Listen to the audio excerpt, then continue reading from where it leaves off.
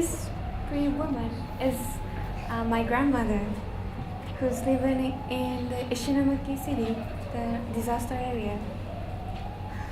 And after 311, this was the first time for her to put the makeup on and show her such a sweet smile. So, last 2.5 years, I've been devoting myself to share this beautiful moment with women all over the world, especially in the developing countries. So today, I'd like to share with you how to bring out those smiles as in this picture.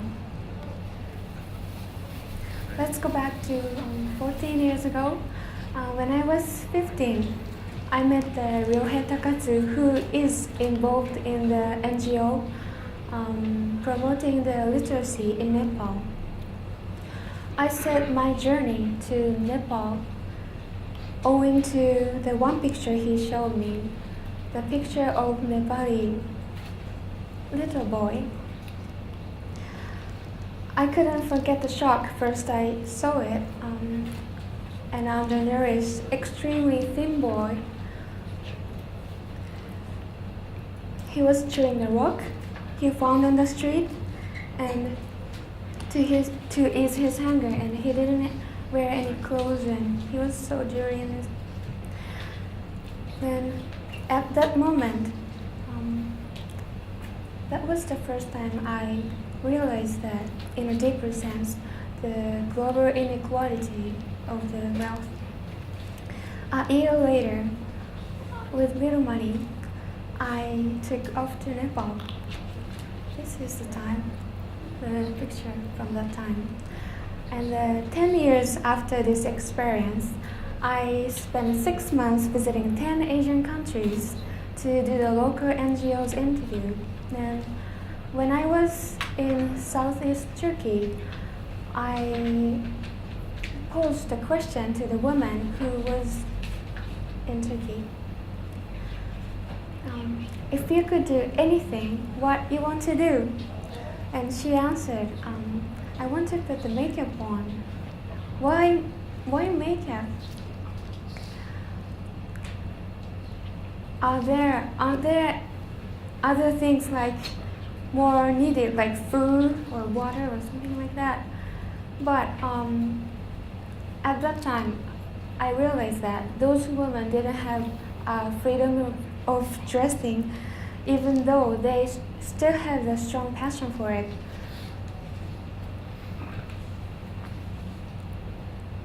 So, in developing countries, it's very important to have a food, education, and employment, but wearing the beautiful colored lipstick on, or like wearing the lovely fragrance on, are those only exclusive for women who is living in the developed countries? I did not think so. So after I came back to Japan, I asked the woman to donate the unused cosmetics and flew back to the field and held the makeup workshop there.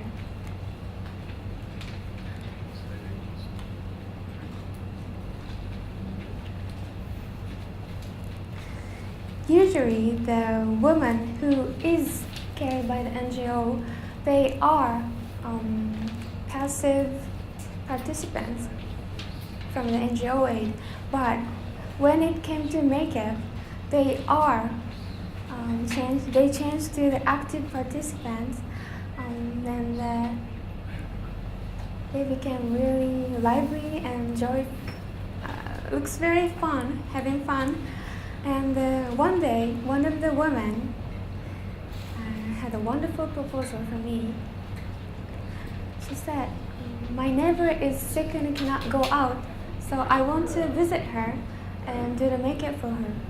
So I gave her a makeup kit, and a few weeks later, she sent me a picture. And there is the woman with the makeup on. I was very happy to see that, because I see that the woman used to be a passive woman changed to the, how can I say, active, and for me, she looks like she restored her confidence and dignity. And yeah, I feel like one gift produces another one, and I see the chain of love, kind of. That's how I started this project in 2009, and I named this activity Corporate Project and started on my way. And last year, the March 11th, there was an earthquake. The epicenter was Miyagi, my hometown.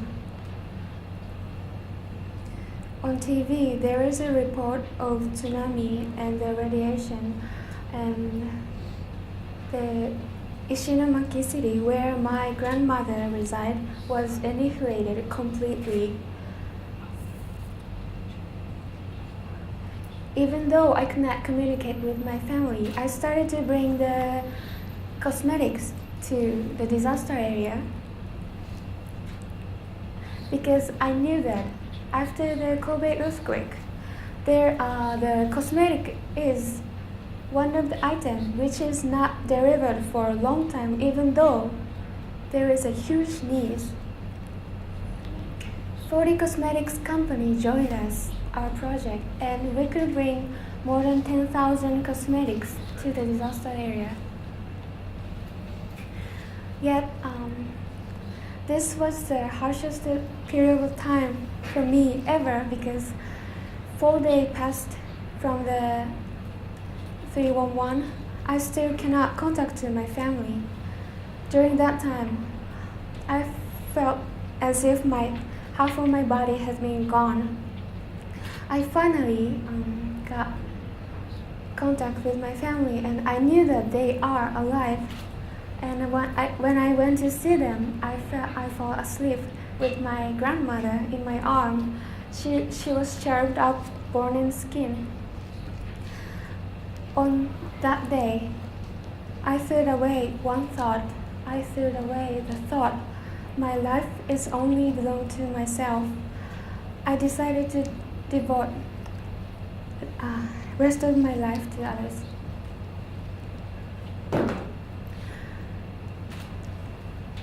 Then from last June, the gas and water restored, so we started to do the maker workshop in Ishinomaki. I never thought that my activity would take place in my hometown in Japan. These are the pictures from that time. Smiling faces.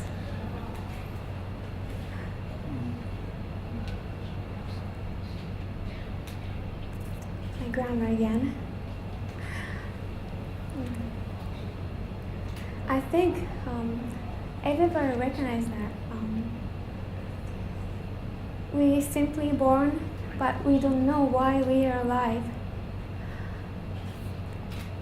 People say that we are happy if we receive a good education and get lots of money, and if we have a sustainable like job and career. If we have those kind of things, we are happy. But I think everybody knew that it's all uncertain. Supporting developing countries and the disaster zone, I think all of us are lost.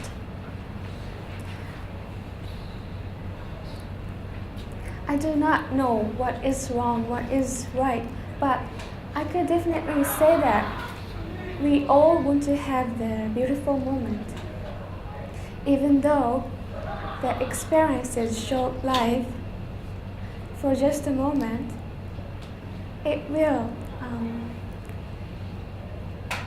the experience will always stay by you and maybe support and sometimes help your when you are facing the difficult situation. Beautiful moment will be varied. It might be put yourself in the silence environment. It might be traveling and breathing a different air and soaking yourself in the sunlight. It might be fall in love with someone. As I've done in many countries, if someone comes to someone put the makeup on, and if the person likes themselves more than before and spend the time with someone who she loves, it is one of the beautiful moments, I believe. I knew that it is very important for an activity to measurable, expandable, sustainable, but still I want to do something really just needed or really touches someone's heart.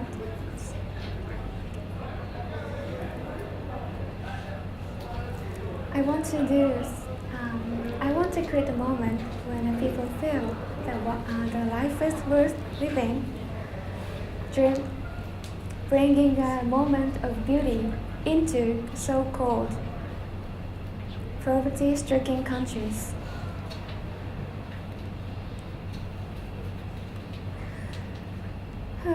Now, those passion in my heart. We are having the two projects in the Nepal, Kathmandu, Nepal. One is that launch the beauty salon in Kathmandu.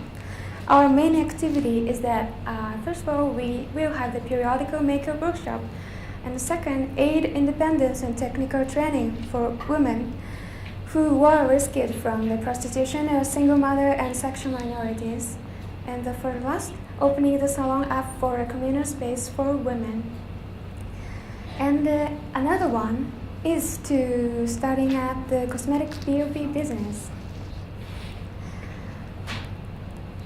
We are producing the cosmetics based on the Japanese technology, which is the highest level in the world. And all we want to do in this business is that we want to produce the cosmetics for the lower income class women who is living in the developing countries. We further detail maybe for the next step, hopefully. Okay, for the very last, I've never accomplished anything by myself. It's all because of my friends and my family and everyone, the person who helped me. So I want to say thank you for them. And for tonight, thank you for your patience. Thank you very much.